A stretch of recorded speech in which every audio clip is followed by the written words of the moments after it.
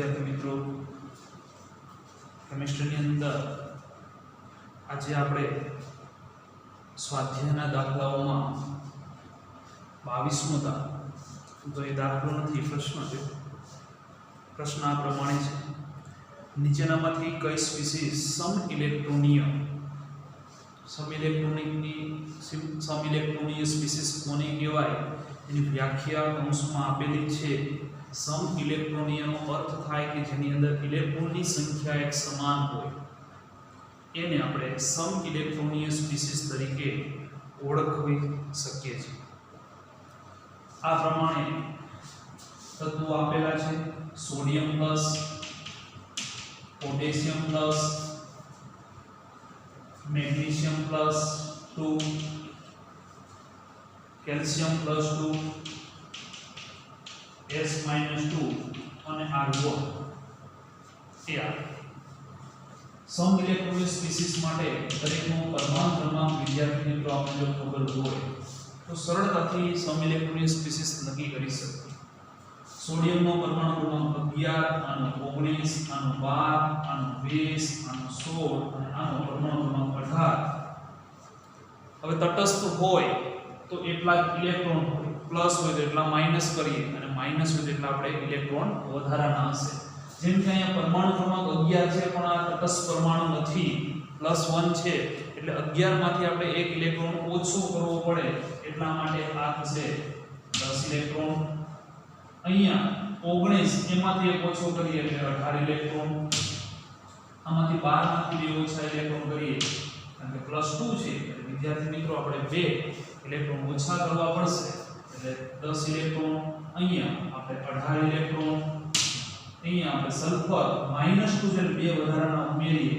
એટલે 18 ઇલેક્ટ્રોન અને આર્ગોનની અંદર તટસ્થ પરમાણુ છે અને એટલા માટે એનો પરમાણુ ક્રમાંક 18 એટલે 18 ઇલેક્ટ્રોન થશે તો સમઇલેક્ટ્રોનિક સ્પીસીસની બે પ્રકારની પેર મળે છે વિદ્યાર્થી મિત્રો તમે જોઈ શકો કે જેની અંદર 10 ઇલેક્ટ્રોનથી એવી એક પેર એટલે કે સમઇલેક્ટ્રોનિક સ્પીસીસ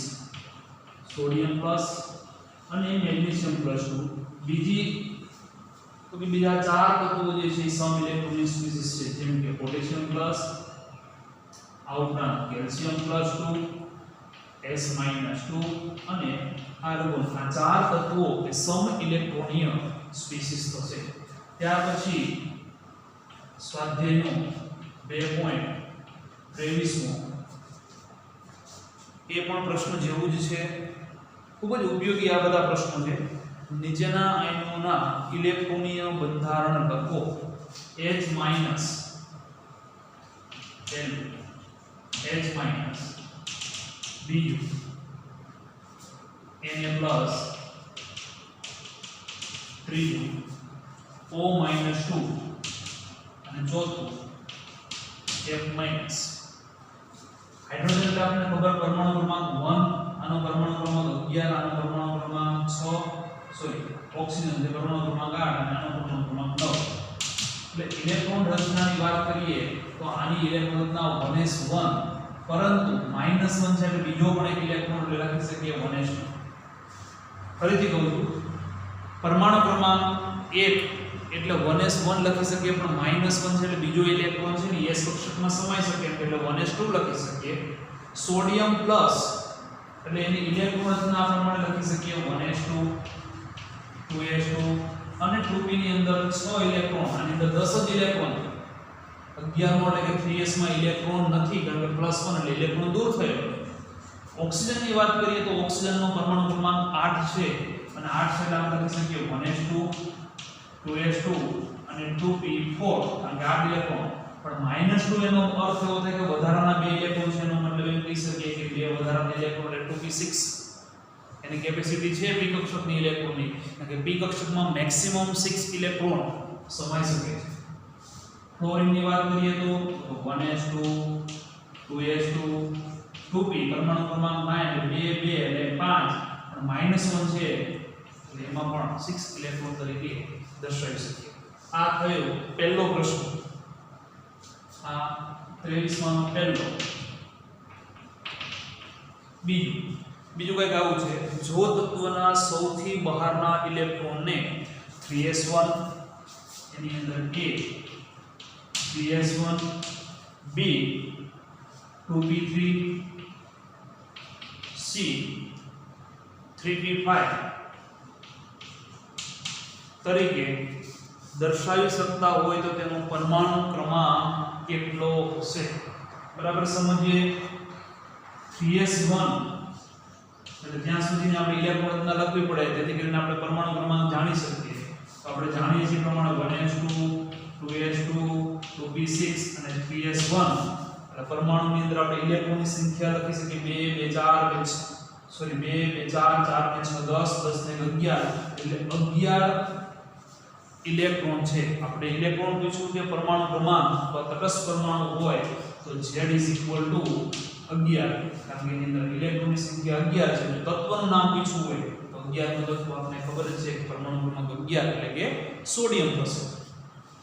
2p3 ની વાત કરીએ તો વિદ્યાર્થી મિત્રો 1s2 2s2 2p3 2 2 4 5 અને 7 એટલે z બરાબર આની ઉપરથી લખી શકીએ કે z = 7. જો તત્વનું નામ આપવાનું થાય તો આ હાઈલી બે પ્રકારના ઓપ્ટોની ઉપરથી નાઇટ્રોજન તત્વ આવશે. 3p5 ની વાત કરીએ તો 1s2 2s2 3p5 એટલે 2 2 4 અને 5 9 ઇલેક્ટ્રોન એટલે ક્લોરીન તત્વ આવશે. એના પછી ત્રીજો એક પ્રશ્ન આ પ્રમાણે અમને આપેલો છે કે નીચેની રચના કયા પરમાણુનું સંકેત કરે છે? એમાંનો A helium 2s1 B neon એના પછીની ઇલેક્ટ્રોનના 3s2 3p5 અને C આર્ગોન 4s2 3p1. વિદ્યાર્થી મિત્રો હીલિયમ એટલે જેનો પરમાણુ ક્રમાંક 2 છે 2 અને 1 એટલે 3 જેનો પરમાણુ ક્રમાંક 3 હોય એવું તત્વ એટલે લિથિયમ. નિયોન એટલે 10 10 ને 12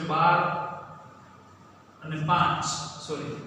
નિયોન એટલે 10 10 ને 12 12 ને 5 એટલે કે 17 પરમાણુ ક્રમાંક જેનો 17 હોય એવું તત્વ એટલે કે ક્લોરીન.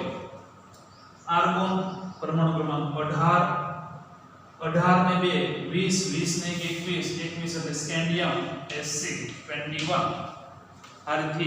લખી શકીએ. ત્યાર પછી સ્વાધ્યાયનું 2.24 જી કક્ષકોને માન્ય રાખે તે માટે n નું સૌથી ન્યૂનતમ મૂલ્ય જી કક્ષક આપણે તો s p d અને f માં લગભગ બધું પૂરું થઈ જાય છે પણ જી કક્ષક માટે l નું મૂલ્ય જી કક્ષક માટે l નું મૂલ્યની શરૂઆત તો આપણે આ ખબર હોવી જોઈએ કે l બરાબર 0 1 2 3 4 S P D F પછી શું આવે G S P D F G L બરાબર therefore L = 4 L = 4 ત્યારે શક્ય બને જ્યારે n ની કિંમત કેટલી હોય 5 કારણ કે L નું મૂલ્યની શરૂઆત થાય 0 થી માંડીને n - 1 એટલે આના કરતા એક વધુ મૂલ્ય હોવું જોઈએ. 5 - 1 = 4 therefore n ની કિંમત જે છે એ વિદ્યાર્થી મિત્રો આપણે 5 મળે તો જ જી કક્ષક માન્ય કક્ષક તરીકે મળી શકે. દાખલાઓને આપણે અથવા પ્રશ્નો સ્વરૂપે છે નોંધી લઈએ. ત્યારબાદ સ્વાધ્યાયનો 2.25મો પ્રશ્ન સ્વરૂપ છે એક ઇલેક્ટ્રોન 3D કક્ષકમાંની કોઈ એક કક્ષકમાં આ ઇલેક્ટ્રોનના m l અને ml ના શક્ય મૂલ્ય લખો. 3D કક્ષક હોય તો એના માટે n નું મૂલ્ય તો n બરાબર મુખ્ય ખંડમાં કેટલું દર્શાવે 3 l નું મૂલ્ય તો કે l નું મૂલ્ય d છે એટલે spd ત્રીજા નંબર 0 1 અને 2 એટલે l ની કિંમત 2 મળે અને 2 હોય તો ml નું મૂલ્ય અને 3D કક્ષક છે એટલે સ્પેસિફાઈ નથી કરેલી કે dxy છે dyz છે dZx છે x² - y² છે કે z² એનો મતલબ કે -2 -1 0 +1 અને +2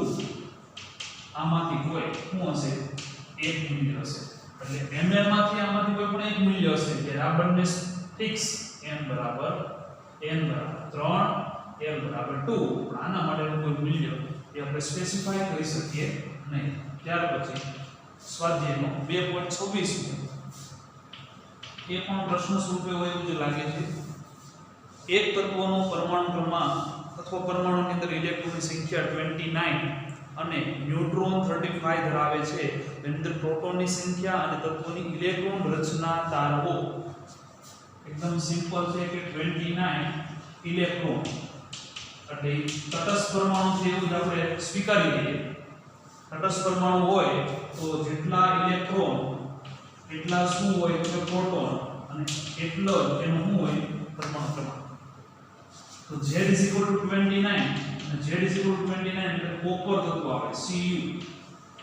29 કે જેની અંદર 35 ન્યુટ્રોન ધરાવે છે 35 અમે એડ કરી દઈએ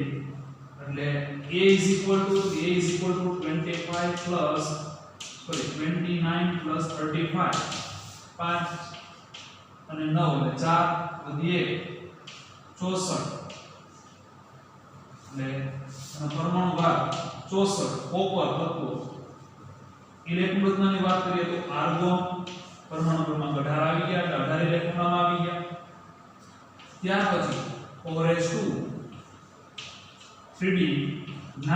આ રીતની હોવી જોઈએ પરંતુ D9 એની નજીક D10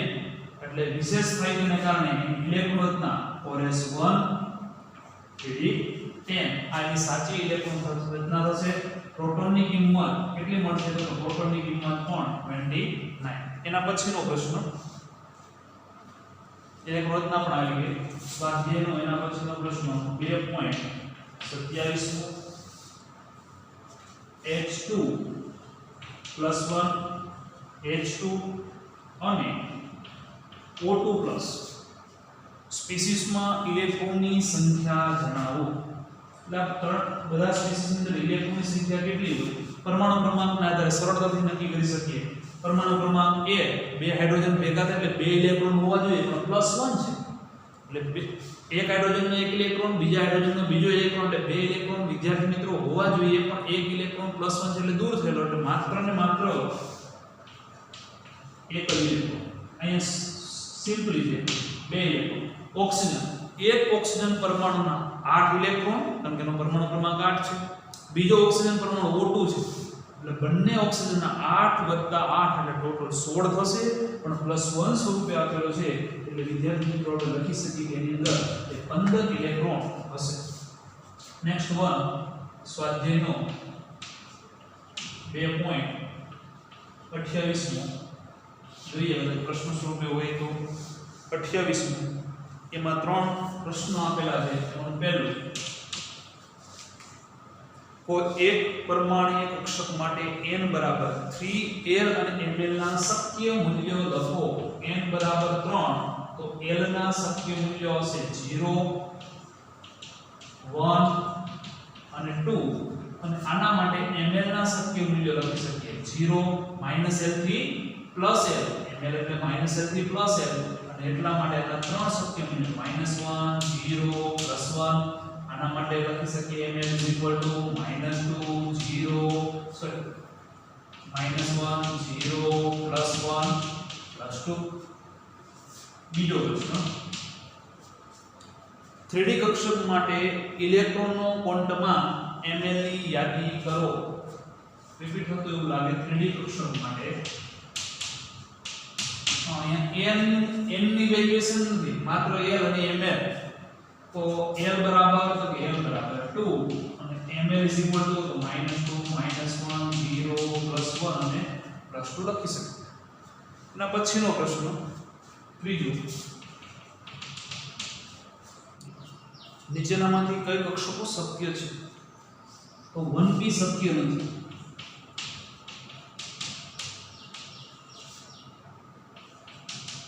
કારણ કે p કક્ષક એટલે l = 1 અને મુખ્ય ક્વોન્ટમમાં m બરાબર કેટલા આપ્યા છે 1, જેથી l બરાબર માત્ર ને માત્ર 0 જ મળે. l બરાબર 1 ન હોય, p કક્ષક માટે l ની કિંમત 1 જરૂરિયાત પડે ન મળે, એટલા માટે p કક્ષક શક્ય નથી. એના પછી બીજું છે 2s. તો 2s શક્ય છે. એના પછી 2p, તો 2p પણ શક્ય છે. ત્યારબાદ 3f જોઈએ. 3f માટે તો કે 3f માટે n બરાબર 3 અને એના માટે l ની કિંમત 0 1 અને 2 મળે, 3 ન મળે. તો કઈ કક્ષકો s p અને d આવે, f શક્ય નથી. એટલે એમ કહી શકીએ કે 3s શક્ય નથી. કારણ શું? તો કે l બરાબર 3 માટે n નું મિનિમમ અથવા ન્યૂનતમ મૂલ્ય કેટલું હોવું જોઈએ? 4 હોવું જોઈએ. સેમ એ પ્રમાણે લખી શકીએ કે p માટે n ની કિંમત મિનિમમ 2 હોવી જોઈએ. એના પછી સ્વાધ્યાય 2.29 નો પ્રશ્ન. SPDF સંકેતોનો ઉપયોગ કરી અને ક્વોન્ટમાર્કનું વર્ણન કરો. શું લખ્યું છે? n બરાબર 1 અને l બરાબર 0, એટલે 1 અને 0 એટલે 1s b. n બરાબર 3, l બરાબર 1 એટલે 3 અને p એટલે 3p. એના પછી n બરાબર 4, l બરાબર 2 એટલે આ થશે 4 અને l બરાબર 2 એટલે કઈ કક્ષક થશે? તો કે d એટલે 4d. એના પછી n બરાબર 4, l બરાબર 3 એટલે આ થશે 4 અને આ થશે f એટલે કક્ષક થશે 4f કક્ષક. લખી લઈએ આપણે. ત્યારબાદ સ્વાધ્યાયનો 2.30 પ્રશ્ન આ પ્રમાણે છે. કારણ આપી સમજાવો કે નીચેનામાંથી કયો ક્વોન્ટમના સેટ શક્ય નથી. પહેલું છે n બરાબર 0, l બરાબર 0, ml 0 અને ms -1 સોરી +1/2. તો n બરાબર 0 આ શક્ય નથી. કેમ? તો કે મુખ્ય ક્વોન્ટમાર્કનું ન્યૂનતમ મૂલ્ય પૂર્ણાંકમાં બોહરની અભિધારણા નમૂનાનો પહેલો પોઈન્ટ n એ મુખ્ય ક્વોન્ટમાર્ક દર્શાવે છે, જેની કિંમત 1 થી શરૂઆત. n બરાબર 0 એટલે કે શૂન્ય કક્ષા નથી, કક્ષાની શરૂઆત પહેલેથી થશે. એટલે n બરાબર 0 શક્ય ન હોવાથી ક્વોન્ટમ સેટ શક્ય નથી. એટલે સેટ શક્ય નથી. આપણે માત્ર ખાલી કારણ લખશું. b n બરાબર 1 એટલે n બરાબર 0 મળે, n બરાબર 0 મળે એટલે ml પણ 0 મળે અને ms તો એના માત્ર ને માત્ર એટલું જ વેલ્યુએશન છે. એટલે આપણે ms માં કોઈ પણ જગ્યાએ જોવા પણ નથી. માત્ર +1/2 અથવા -1/2 હશે એટલે ms શક્ય છે. માત્ર 3 ક્વોન્ટમાર્કનો સેટ ક્રમશઃ કમ્પ્લીટ સેટ છે કે નહીં એ જોઈએ. n બરાબર 1 એટલે l બરાબર 0 શક્ય છે અને ml પણ 0 મળી શકે. એટલે જે શક્ય લાઈન લખી શકીએ શક્ય છે. n બરાબર 1 તો l બરાબર 0 જ શક્ય બને, l બરાબર 1 શક્ય બને નહીં. એટલે આમ લખી શકીએ n બરાબર 1 માટે l બરાબર 0 જ શક્ય છે. અહીં 0 જ શક્ય ને 0 જ મળે. અહીં l બરાબર 1 હોવાથી જે શક્ય નથી.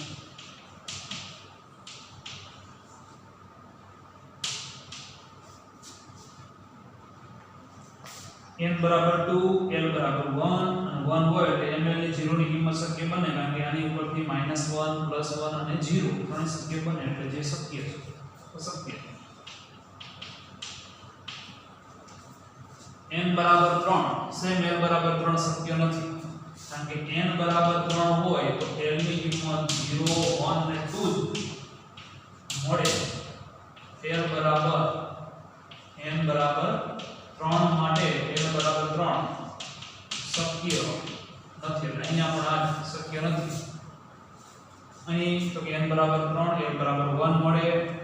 અને ml ની કિંમત 0 મળે એટલે શક્ય છે ત્યાર પછી સ્વાધ્યાયનો 2.31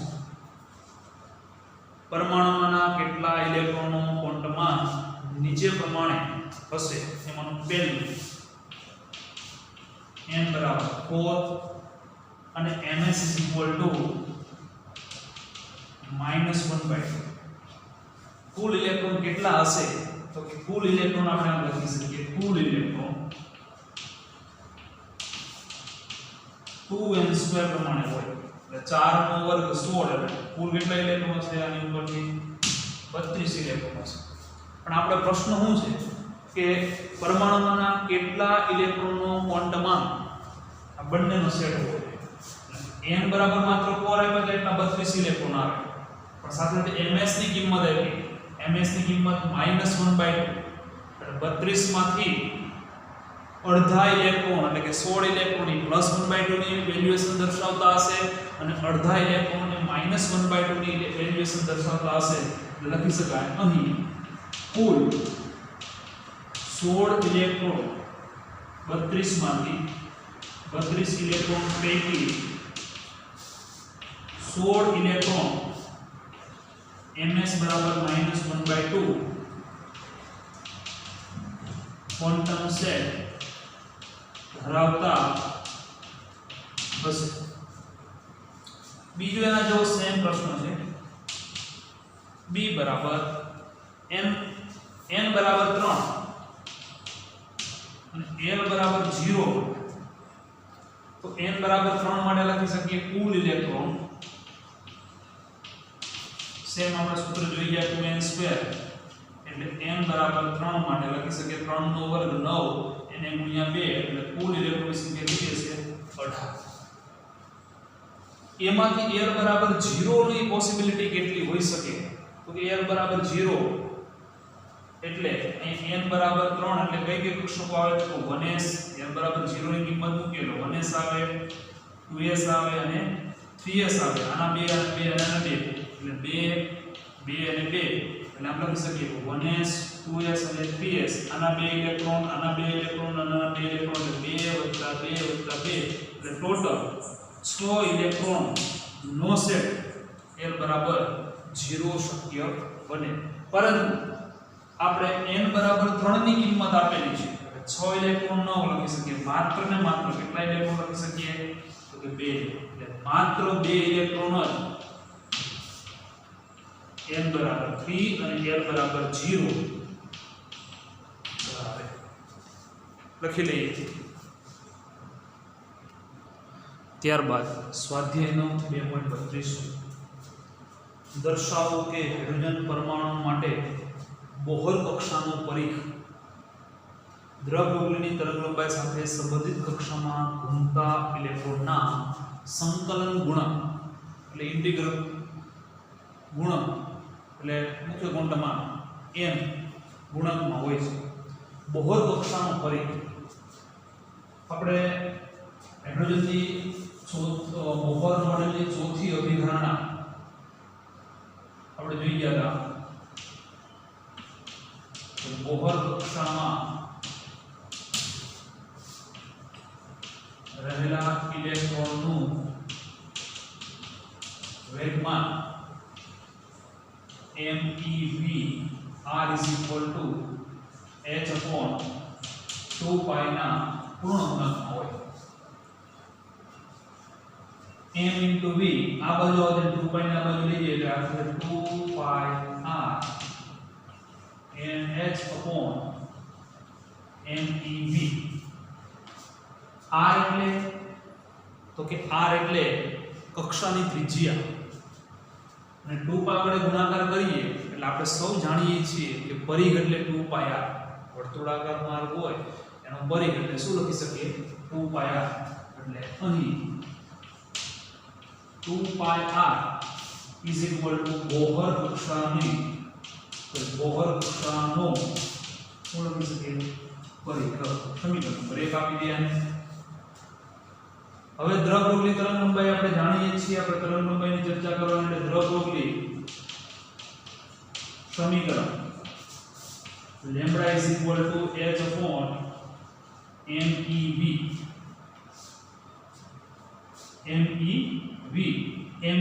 ને સૂત્રનો કરતા બનાવે એટલે ઉપરના સમીકરણમાં મૂકવું છે આપણે કિંમત એટલે MEV is equal to h upon lambda સમીકરણ નંબર 2 સમીકરણ 2 ની કિંમત 1 માં મૂકતા સમીકરણ 2 ની કિંમત સમીકરણ 1 માં મૂકતા એટલે 2 pi r is equal to nh MEV ની જગ્યાએ હું કિંમત મૂકું h upon lambda h ઉડી જશે છેદનો છેદ અંશમાં એટલે સૂત્ર મને મળે 2 pi r is equal to n into lambda આની ઉપરથી સ્પષ્ટ છે કે ડાબી બાજુ જે દર્શાવે છે એ દર્શાવે છે બોહર કક્ષાનો પરિઘ અને જમણી બાજુ જે દર્શાવે છે એ તરંગ લંબાઈ અને m એટલે કે સંકલનના ગુણકમાં હોય છે આમ બોહર કક્ષાનો પરિઘ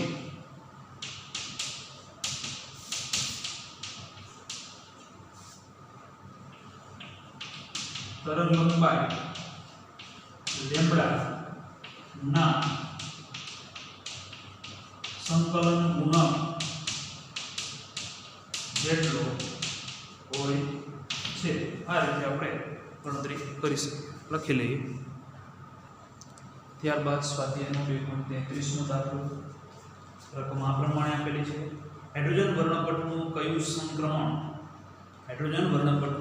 સંક્રમણ હિલિયમ પ્લસ વર્ણપટના બામર સંક્રમણમાં n બરાબર 4 થી n બરાબર 2 જેટલી તરંગ લંબાઈ ધરાવતું હશે બંનેની તરંગ લંબાઈ સરખી છે તો સૌપ્રથમ આપણે અહીંયા હિલિયમ માટે n બરાબર 2 અને બામર સંક્રમણ આપેલું છે એટલે તરંગ લંબાઈના આધારે છે કે આપણે ડેલ્ટા E નું સૂત્ર આ પ્રમાણે લખીએ delta E is equal to RH 1 upon ni square minus 1 upon nl square આ કોના માટે સૂત્ર છે તો કાં તો હાઇડ્રોજન માટેનું સૂત્ર છે આ લખીએ આપણે હાઇડ્રોજન હિલિયમ માટે હોય તો અહીંયા આપણે z2 લખવા પડે અને બંનેમાં z2 લખે એટલે z2 કોમન એટલે delta E is equal to RH z2 upon ni square minus z2 upon nf square બંનેમાંથી z2 કોમન કાઢીએ અને delta is equal to hc upon lambda rh z2 1 upon ni square minus 1 upon nf square 1 upon lambda નું સૂત્ર રાખીએ તો 1 upon lambda is equal to આ બાજુ આવશે RH upon HC અને Z બરાબર કેટલા તો કે Z બરાબર આપણે 2 હિલિયમ છે હિલિયમનો પરમાણુ ક્રમાંક 2 એટલે 2 નો વર્ગ 4 સંક્રમણ કયું આપેલું છે તો કે હમણાં લેવા દઈએ ni બરાબર 4 માંથી nf બરાબર 2 સંક્રમણ છે અને અહીંયા લખી શકીએ કે z is equal to કેટલા તો કે 2 કારણ કે શેની ચર્ચા છે કે હિલિયમ પ્લસ એટલા nf અને ni બંનેની કિંમત ઉપર મૂકીએ એટલે 1 upon lambda is equal to rh upon hc 4 1 upon ni એટલે 4 એટલે 1 નો 4 નો વર્ગ એટલે 16 minus 1 upon nf એટલે 2 નો વર્ગ એટલે કે 4 1 upon lambda RH upon HC into 4 plus आ लेंगे प्लस 4 minus 16 छेदમાં 2 નો ગુણાકાર 16 ગુણ્યા 4 16 64 અહીંયા આવશે એટલે કે 16 16 જો 64 એટલે 1 lambda is equal two RH upon HC 4 માંથી 12 16 જાય એટલે -12 એના છેદમાં 16 માઈનસ એટલા માટે છે કારણ કે ઉપરની કક્ષામાંથી નીચેની કક્ષામાં સંક્રમણ થાય છે એટલા માટે કિંમત માઈનસ મળે છે 1 upon lambda is equal to minus RH upon HC હજી પણ અહીંયા પૂછશે છે ચોકે 16 અને 4 તેરી 12 એટલે જવાબ આવશે 3/4 અને આપણે સમીકરણ નંબર 1 લખીએ હાઇડ્રોજન માટેનું જે સમીકરણ છે એને આપણે કન્વર્ટ કરીએ તો હાઇડ્રોજન માટે હિલિયમ માટેનું સમીકરણ આપણે અહીં સુધી ઉતારીએ હાઇડ્રોજન માટે સેમ એ પ્રમાણે delta E is equal to Hc upon lambda લખીએ 1 upon lambda is equal to RH આ અંશમાં હોય ને આ બાજુ આવે એટલે છેદમાં આ સમીકરણનો ઉપયોગ કરીને ડાયરેક્ટ પણ લખી શકીએ RH z હાઇડ્રોજન છે એટલે 1 નો વર્ગ લખવાની જરૂરિયાત રહેતી નથી 1 upon ni2 minus 1 upon ni2 અને આપણે સમીકરણ નંબર 2 આપીએ 1 અને 2 ની ડાબી બાજુ સમાન છે કારણ આપણે એવું કીધું છે તરંગ લંબાઈ સમાન હોય એવું એટલે તરંગ લંબાઈ સમાન હોવાથી કોની હાઇડ્રોજન અને હિલિયમ પ્લસ સમાન હોવાથી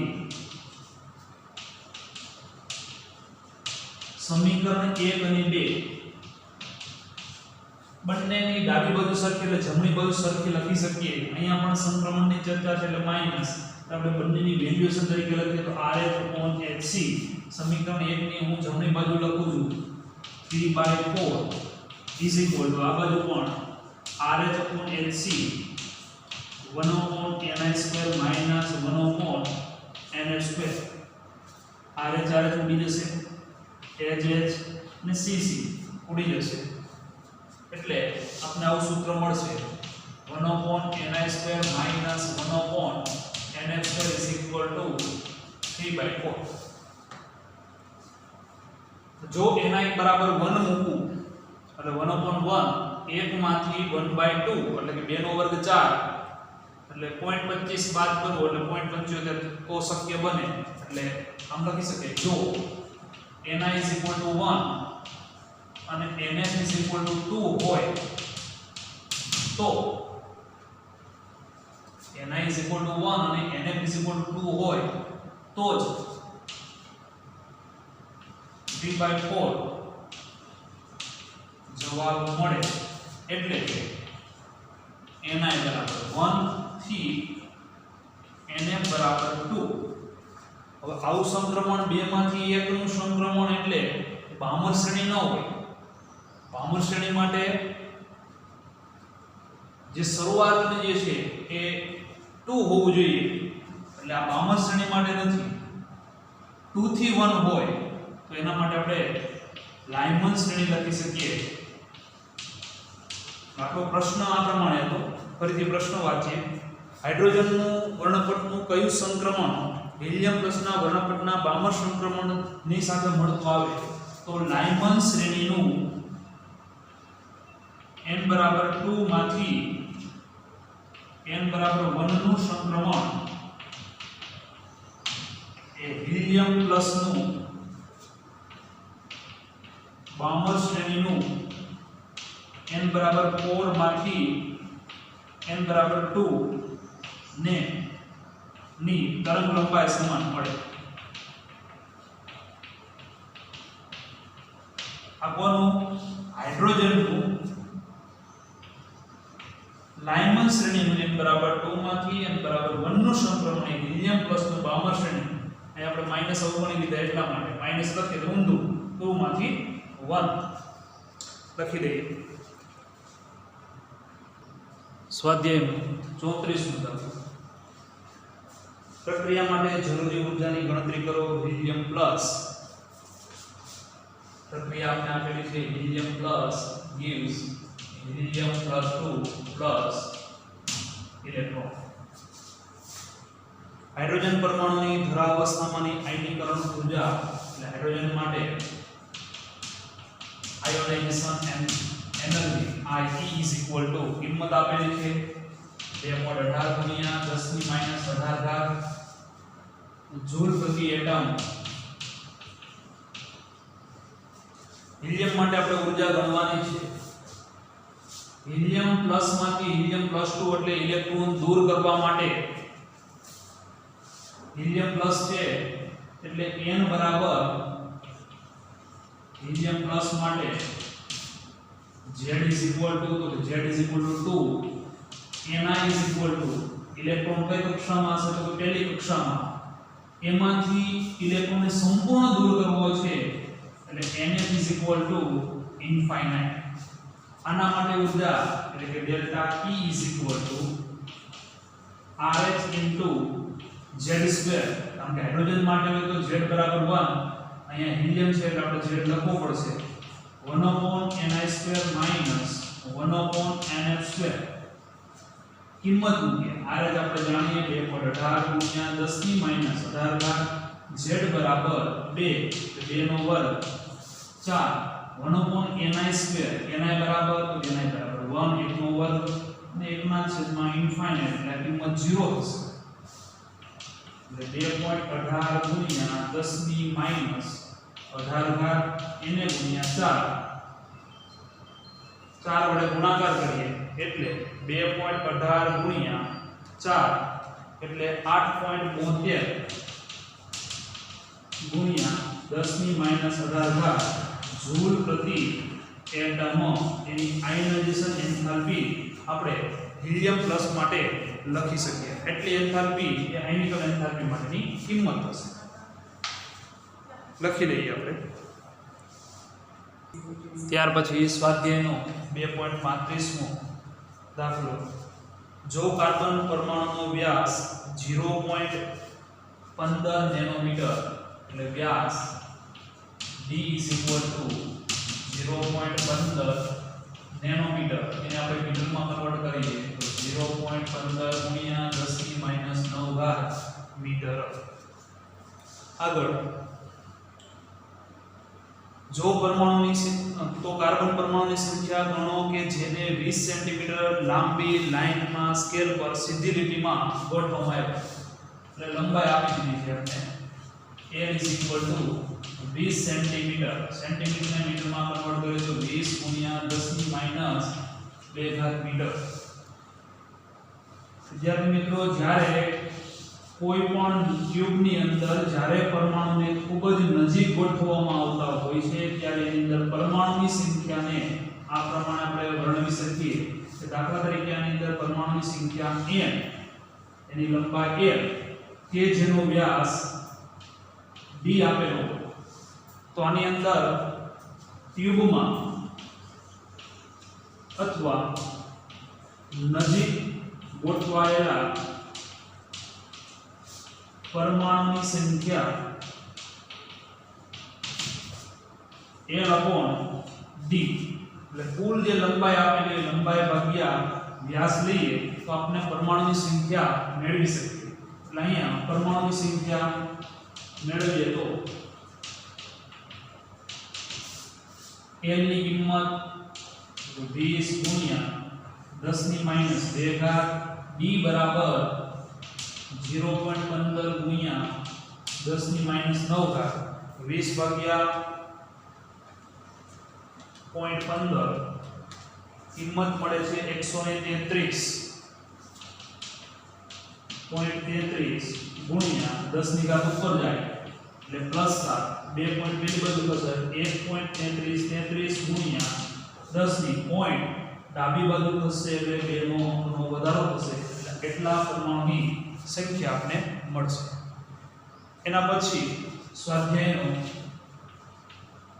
2.36મો સેમ આના જેવો જ છે. 2 ગુણ્યા 10 ની 8 ઘાત કાર્બન પરમાણુ એકબીજાની પાસે ગોઠવાયેલા છે. એટલે અહીંયા પરમાણુની સંખ્યા આપને આપેલી. પરમાણુની સંખ્યા કેટલી આપેલી છે તો કે 2 ગુણ્યા 10 ની 8 ઘાત એકદમ પાસે ગોઠવાયેલા છે. જો વ્યવસ્થાની લંબાઈ 2.4 સેન્ટીમીટર હોય, વ્યવસ્થાની લંબાઈ એટલે કે L લંબાઈની કિંમત 2.4 cm એટલે કે સેન્ટીમીટર, મીટરમાં કન્વર્ટ કરીએ તો 2.4 ગુણ્યા 10⁻² મીટર. તો કાર્બન પરમાણુની ત્રિજ્યા મેળવવાની છે. કાર્બન પરમાણુની ત્રિજ્યા